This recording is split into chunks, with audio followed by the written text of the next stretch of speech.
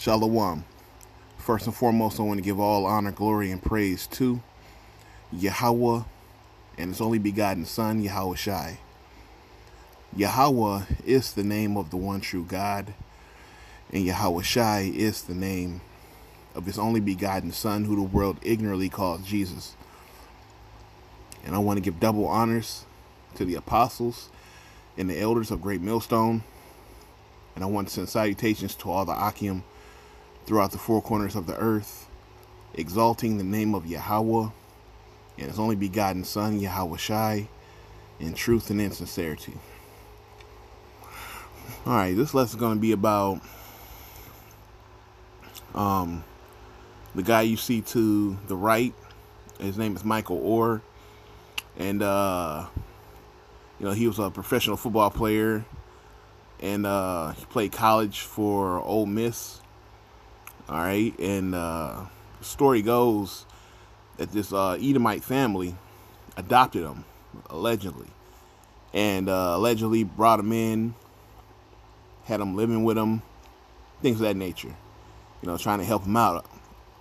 But the whole time, they had an agenda set up that they saw that he had potential to be a good football player. So they said, I guess, that they would act like they adopted him, had him go to Ole Miss, which is the school that the Edomites who claimed that they adopted him went, or they had ties to, and decided, after that they were going to make a movie about the life of Michael Orr and the fact that they adopted him and helped him out, and basically came in and said, hey, we gave him a shot, we saved him, and he's the reason why we're the reason why he's in the NFL and that he's successful and that type of shit.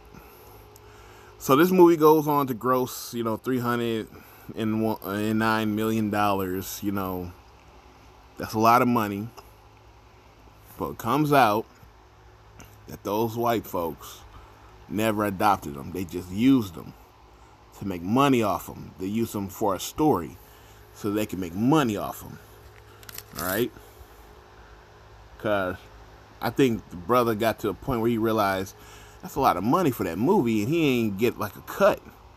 Alright? So he had, some investigators, some lawyers go looking in to find out, is he even adopted, because, the family gets a cut from that movie. And if he's family, he's supposed to get a cut. But guess what? He never got a cut. Alright, so it says that Orr eventually hired a lawyer to help him uncover the details surrounding the movie deal and his legal connection to the people who he believed were his adoptive parents. His lawyer unearthed the conservatorship document in February, and Orr came to the painful realization that the Doryes, or however you say their last name, had not adopted him. So they faked adopted him for the story and used his identity, used him, and got money off of it, and didn't even make a cut to him. $309 million, and he don't get a cut. And the story wouldn't have been nothing without him. All right, this man had played in the NFL, college ball, everything. All right, but these people, they used him, and he didn't get a cut.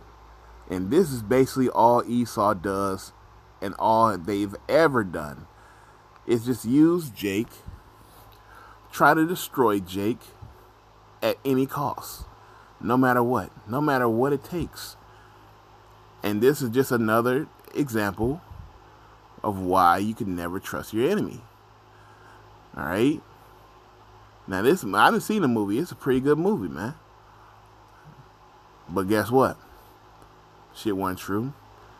And these people used this man, took his identity, and molded it into something for their benefit. It's really Edomite culture to do something like that. That's what they do. All right. This is Psalms 49 and 11. It says, their inward thought is that their houses shall continue forever, and their dwelling places to all generations. They call their lands after their own names. All right? And that's what Esau thinks, man. He thinks his dwelling place is going to live forever. It's going to last forever. All right? And they call their names after their lands after their own names. So after they steal land, they name it after themselves. That's what they do. It's like their stamp of approval.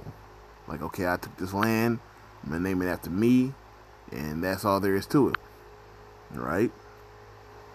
So they'll take your land and name it after themselves. All right? This is Zechariah 11 and 5. It says, whose possessors slay them and hold themselves not guilty, and they that sell them say, blessed be the Lord, for I am rich, and our shepherds pity them not. Okay? So they say, hey man, I'm rich. Why? Because the Lord had made me like this way. Which is true, because the only reason why these heathens are even in control is for the punishment of God's people, Israel. And the Lord was the one who put our people in these conditions because we were disobedient. So yeah, the Lord made you rich, all right? Made you the head and made Israel the tail, but eventually that's all going to flip. But they oppress themselves, but they slave them and hold themselves not guilty. All right? As if they didn't do that when they did. But what makes Esau so guilty is that he forwarded the affliction. He went extra and did all kind of extra unnecessary things to the children of Israel. All right? All right, he did the abominable. All right?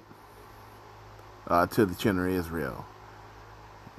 You know, had them committing sodomy, all right, but not even by choice. It was they had to. All the buck breaking and castrating, all right, the incest, all right. They had breeding farms where mothers would be in the same room with their son blindfolded, and they would have to breed. Things of that nature, man. That's what Esau does, and they say, "Oh, I'm not guilty." But they are guilty of that. That's what they do. All right? You can never trust your enemy. Like the Bible says, never trust your enemy. But the thing is, our people truly don't care who their enemy is, and they don't know who their enemy is. All right? I'm sorry, 16. This is Proverbs 4 and 16. For they sleep not except they have done mischief. And they sleep, and their sleep is taken away, unless they cause some to fall. For they eat the bread of wickedness and drink the wine of violence. So they eat, sleep, shit, wickedness. That's all they do. Rob, steal, and destroy. That's all. That's it. That's it. That's all Esau's MO. Is to steal. Take everything. Leave nothing. Just like this man's identity. Took them, used them, all right? And the only reason why they helped him is for their benefit. They saw that it was beneficial to help him. And him believing for a time that these people genuinely liked him, whole time they were just using him. They said, man, it's a big dude, man. He might be able to be really that good at football. And he ended up being that good. I think he ended up winning a Super Bowl with the Ravens. So, hey, man, that's what Esau does. That's who Esau is, man. Just evil, wicked. So with that, all honor, glory, and praise to Yahweh Bahashem Yahushai.